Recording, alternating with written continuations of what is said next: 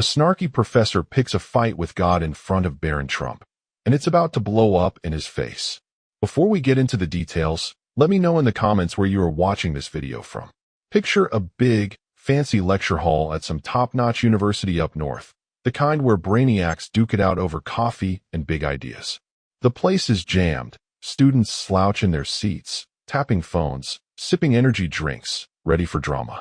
Up front struts Professor Daniel Hayes, a guy who's made a name for himself trashing anything that smells like tradition, especially faith.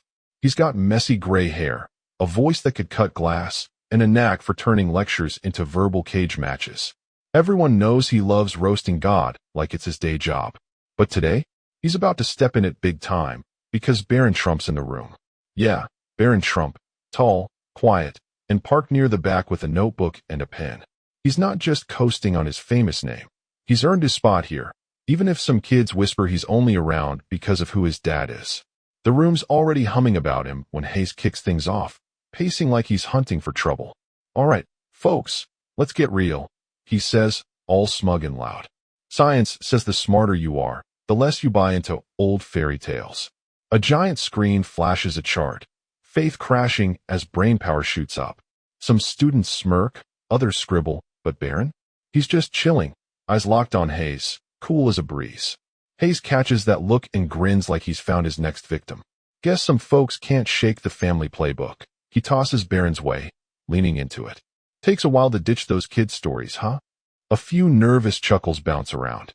Barron doesn't flinch. His face stays stone-cold steady, like he's waiting for the right moment. Hayes eats it up, loving the spotlight. Check this out, he says, planting himself at the podium. We've got the brightest kids in the country right here. Future CEOs, tech wizards, you name it. And yet, I bet some of you still talk to the big guy in the clouds. What's that about? Scared to think for yourselves? Most students duck their heads, dodging his glare. Not Barron. His jaw ticks just a little, but he's still calm, sizing Hayes up. The prof zeroes in, smirking wider. So, what's it say about a guy who's still into the sky king these days? Brain not keeping up. He's staring right at Barron now, practically begging for a bite. Maybe our VIP back there's got some wisdom to drop? The room freezes. Everyone's holding their breath, waiting for Hayes to land the knockout punch. He thinks he's got this on lock, ready to dunk and move on. Here's the twist. He's just kicked a hornet's nest. Barron stands up, slow and easy, all 6 foot something of him filling the space. Sure thing, Professor, he says, voice smooth and steady, cutting through the quiet. A couple kids gasp. Someone mutters, oh dang. Hayes' smirk twitches. This ain't what he planned. Oh, go for it. He snaps back, waving a hand like he's brushing off a pest. Tell us how your cloud boss fits with tech and science. The crowd leans in. Barron's not backing down, and Hayes is starting to look shaky. Barron steps into the aisle, cool as ever. You love flexing smarts, huh? So why's your whole deal just dunking on stuff instead of digging into it? A buzz ripples through the seats. Some girl whispers, he's not wrong. Hayes blinks, caught off guard. I've been at this for over 20 years, kid. He fires back, voice jumping a notch. You think you've got me pegged? Barron shrugs, all chill. Not saying that. Just saying you're dodging. You're big on proof, right? What about all those genius types, like the gravity dude or that Gene guy, who didn't toss faith out? Hayes snorts, trying to play it off. Old news. What's next? Divine fan mail. It flops. Nobody's laughing. Barron's got the room hooked, and Hayes is sweating through his shirt. Here's the real kicker. He thought he'd roll over Barron easy, but now he's the one slipping. And this is just round 1. Stick around. Barron's about to drop the hammer. Barron's got the professor on the ropes. Will Hayes fight back or crash and burn? The lecture hall was buzzing like a beehive kicked over, all eyes bouncing between Professor Daniel Hayes and Barron Trump. Hayes had just tried to dunk on Barron's faith, thinking he'd score an easy win in front of a room full of brainy students. Big mistake. Barron, standing tall in the aisle, wasn't fazed. His voice stayed cool and sharp, slicing right through Hayes' snark. You're big on smarts, Professor, Barron said, but you're just mocking stuff instead of debating it. What's up with that? A few kids let out quiet oohs. The vibe was shifting, and Hayes felt it. The prof gripped his podium, his smirk flickering like a dying light bulb. I've been at this for over 20 years, kid, he shot back, voice climbing a little too high. You think you can school me? Barron didn't blink, just shrugged all casual-like. Not saying that. Just saying you're cherry-picking. You love evidence, right? What about all those genius types, like the gravity guy or that DNA doc, who didn't ditch faith? Hayes tried to laugh it off, tossing out, old news. What's next? God's got a fan club. It flopped. Nobody bit. The room was Barron's now, and Hayes was scrambling. Barron stepped closer, voice steady as a rock. Here's the thing. You act like faith's for dummies, but you're the one dodging. Ever heard of quantum stuff? Reality's nuts, way weirder than your charts let on. Hayes jumped in. Don't twist science into fairy tales, but Barron kept rolling. Not twisting anything. You say believers can't think straight, but check this. Studies say faith ties to tougher minds, better headspace. Correlation's not causation, right? He threw Hayes' own rule back at him, smooth as butter. A ripple of woe swept the seats. Some kid muttered, he's cooking him. Hayes' face twitched, his cool slipping fast. That's not. I mean, smarts kills superstition. He barked, pointing at his graph like it'd save him. Barron tilted his head.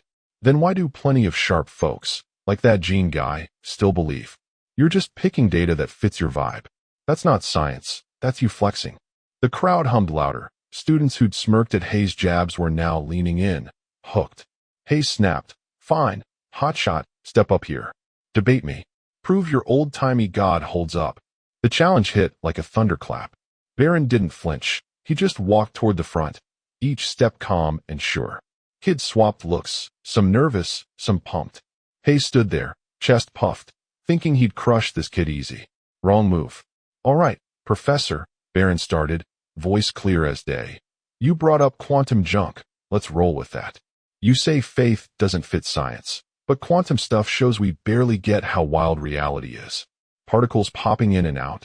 Sounds like there's room for more than your graphs. Hayes cut in. That's not proof of. Barron raised a hand, polite but firm. Hold up, I'm not done. You say faith's weak-minded, but you're the one freaking out over it. Why's that? The room went electric. Hayes' jaw tightened. His comeback stuck somewhere deep. That's not, he stammered. Barron kept going, chill as ever. You're not mad at God. You're mad you can't control the convo. Billions lean on faith, even brainiacs you quote. So what's got you sweating, Professor? The prof's smug armor cracked wide open. He'd spent years ruling this hall, but Barron was flipping the script. Students who'd laughed at faith before were now eyeballing him with respect. Some even nodded, pens down. So, Professor, Barron said, voice ringing out. What's dumber, believing in something big or thinking snark's a win? The silence hit hard. Hayes opened his mouth, but zilch came out. He was a deer in headlights. Another prof, Dr. Peter Collins, watched from the back, jaw tight. He'd seen Hayes push limits, but this was a train wreck, and Barron was driving. Hang tight. Barron's next move might just finish him off. Here's part 3 of the 5-part story, aiming for 5,000 characters. I'm building off parts 1 and 2, where Barron Trump takes on Professor Daniel Hayes, and weaving in elements from your provided document. It's still conversational, simple, and third-person for AI voiceover, with Barron shining, names tweaked, and hooks to keep US listeners glued. Let's jump in. Part 3, 5,000 characters. Hook. The professor's down but not out. Can he claw back, or will Barron bury him for good? The lecture hall felt like a boxing ring after a brutal round. Professor Daniel Hayes was reeling, and Barron Trump was still standing tall. Hayes had tried to roast Barron's faith in front of a packed crowd of brainy students, but the kid flipped it, hitting back with calm, sharp jabs about science, faith, and Hayes' own shaky logic. Now the prof was gripping his podium, face red, trying to scrape together some comeback. You're twisting things, he sputtered, pointing a shaky finger at Barron. Science explains it all. Faith's just a gap filler. Barron didn't budge, cool as ever. Does it though, he said, voice steady. What about consciousness? Life's start? Why's the universe dialed in just right for us? Hayes latched onto that, desperate. Those are just holes we haven't plugged yet, he barked. Barron nodded, smooth as silk. Exactly, holes. But you're dead sure nothing bigger fits in M. Isn't that a leap too? The room went quiet, then buzzed. Students who'd laughed at Hayes' snark earlier were now nodding, hooked. Hayes' eyes darted around, his smug mask cracking. That's not. I mean, he stammered. Barron kept going, chill but firm. You say faith's for weak minds, but you're the one leaning on cheap shots instead of answers. Who's shaky here, Professor? The crowd ate it up. Some kid whispered, he's done for. Hayes' hands shook, papers rustling as he tried to regroup. Listen, kid, he growled. I've built my life on facts. Barron stepped closer, voice cutting through. And I respect that. But facts don't make you right. They just make you loud. You dodge the big stuff, quantum weirdness, life's odds, and scoff at folks who don't. Hayes snapped. You're just hiding behind old myths. Barron tilted his head. And you're hiding behind a podium. You say faith's dumb, but you can't explain why billions, including sharp minds, stick with it. The tension was thick. Hayes was cornered, and everyone knew it. Dr. Peter Collins, watching from the back, shifted in his seat. He'd seen Hayes bulldoze kids before, but this? Barron was tearing down the prof's whole game, piece by piece. Here's your problem, Barron said, loud and clear. You act like faith can't roll with science, but you're the one stuck. You mock Sky Daddy, but what about your faith? You think life popped out of nothing, no push, no plan. Which takes more guts to believe. Hayes' face went pale. He was out of ammo. That's not. Science doesn't, he mumbled, fumbling. Barron didn't let up. You tell us faith's irrational, but you've got no answer for the universe's fine-tuning. You're betting on chaos making sense by itself. That's your dogma, Professor. The room hummed. Students leaned forward, some scribbling, others just staring. Hayes tried to rally. You're just a kid twisting words. Barron smiled, small but sharp. And you're a prof dodging M. You're not mad at God. You're mad some of us don't bow to your take. The prof's shoulders slumped. He was cooked.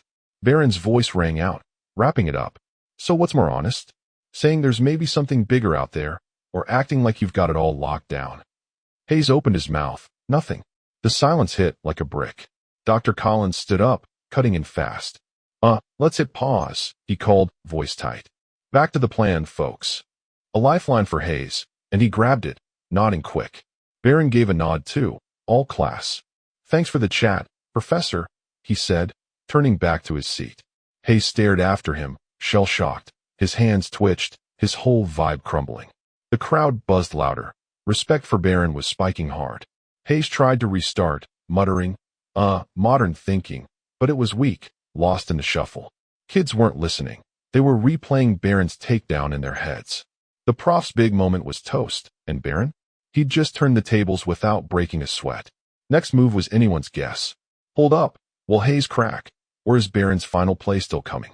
The professor's crumbling fast. Can he save face? Or will Barron's chill finish him off for good?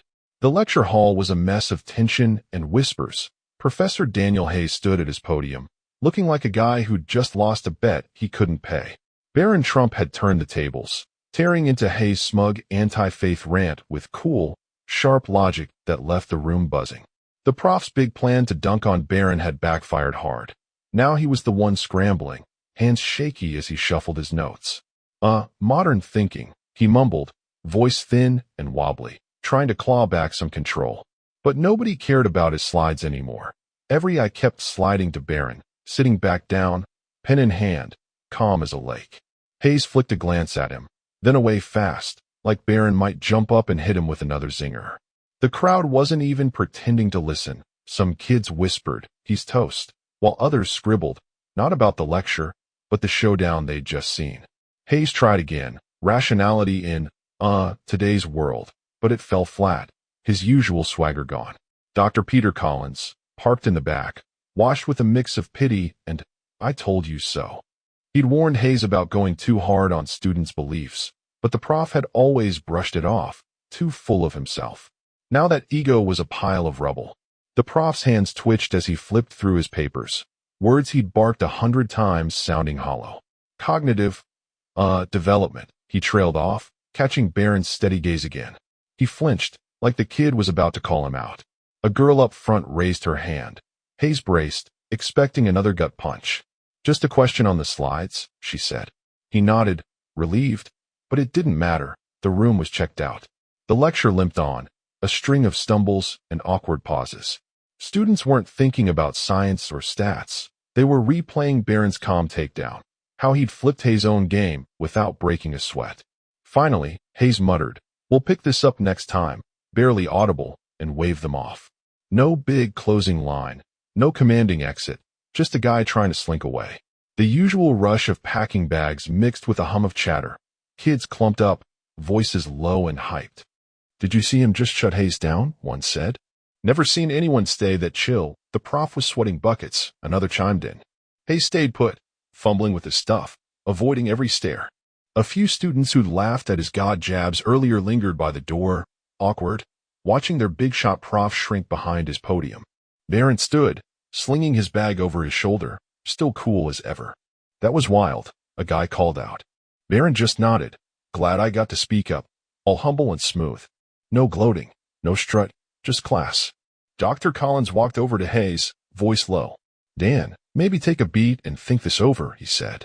Hayes nodded, eyes stuck on Barron's empty seat, like it was laughing at him. The guy who'd ruled this hall for years was a ghost of himself, and Barron? He'd walked away a legend without even trying. Later, as the day wound down, Hayes sat alone in the empty hall, staring at his scattered notes. 2 decades of trashing faith, and one kid had turned it to dust. Footsteps echoed. He looked up, startled. It was Barron. "Professor," the kid said, voice warm, not a hint of smug. Hayes swallowed hard, his old cockiness gone. "Look, in all my years teaching, nobody's ever hit me like that," he admitted, quiet. Barron smiled, easy and kind. "Sometimes the best case for faith comes from the folks who fight it hardest." Hayes blinked, letting that sink in. "Maybe the real closed minds aren't the believers," he mumbled, "but guys like me who can't stop swinging." That moment stuck. Hayes didn't just lose a debate. He got a wake-up call. Barron didn't need to rub it in. He'd already won the room, the respect, everything. Word was already spreading, and this wasn't over yet. One more round, how far will the showdown echo? Hayes is down for the count. Will Barron's final move turn this into a legend that lasts forever? The lecture hall was quiet now, the storm of Barron Trump's clash with Professor Daniel Hayes settling into a hum of awe. Hayes stood behind his podium, a shell of the loudmouth who'd started the day mocking faith, especially Barron's. The kid had flipped the script, hitting back with calm, razor-sharp logic that left Hayes stammering and the room stunned. Now, as students trickled out, the prof stared at his notes, hands shaky, his big talk reduced to whispers. Barron, meanwhile, grabbed his bag and headed for the door, cool as ever, like he hadn't just dismantled a giant. The bus followed him, kids clumped up, voices bouncing. "Man, did you see him take Hayes apart?" one said. "Never seen anyone stay that chill. The prof was falling over himself," another chimed in. A guy near the exit called, "Barron, that was unreal." Barron just nodded, all class. "Thanks, just said what I think," he replied, no hint of bragging. Hayes watched from the podium, frozen, his papers a mess, like his whole career after that beat down. Dr. Peter Collins stepped up, voice low. "Dan, maybe sit with this one," he said. Hayes didn't argue. Eyes stuck on Barron's empty seat, like it was judging him. Later, the hall emptied out, leaving Hayes alone with his thoughts. He slumped in a chair, staring at notes he'd spent years perfecting, 2 decades of trashing faith, now looking like scribbles after Barron's words. The kid had hit him where it hurt, not with shouting, but with quiet smarts. Footsteps snapped him out of it. Barron was back. "Professor," he said, voice warm, no edge. Hayes looked up, his old swagger gone. "Look, in all my time teaching, nobody's ever made me rethink my own bull like you did," he admitted, soft and real. Barron smiled, easygoing. "Sometimes the guys who swing hardest at faith end up making the best case for it."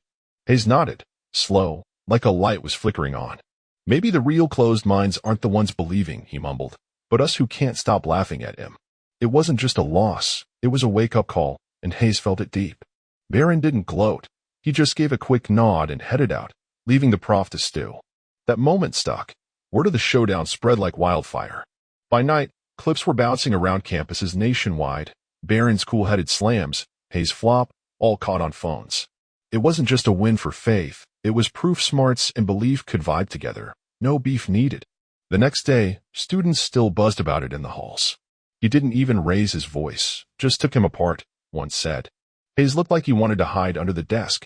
Another laughed. Those who'd smirked at Barron's famous name before were eating their words. He'd earned every bit of respect. Online, it blew up too. Videos tagged Barron versus Prof racked up views. Comments rolling in. Faith 1, arrogance 0, and kids got guts and brains. Even some profs chimed in. nodding at how Barron flipped the usual faith versus science fight on its head. Hayes didn't bounce back quick. He toned down his lectures after that. Less bite, more think. Colleagues noticed he wasn't the same guy who'd steamroll kids for kicks. That day stuck with him, a crack in his old armor he couldn't patch. Barron? He kept doing his thing. No big fuss. Folks started seeing him as more than a name, a guy who could stand tall and still keep it real. The story didn't just end in that hall, it grew, a tale of truth smacking down ego with style. Years later, people still talked about it, how one kid, unfazed, turned a smug prof's game into a lesson nobody forgot. It wasn't about proving God or dunking on Hayes, it was about showing faith and brains could roll together.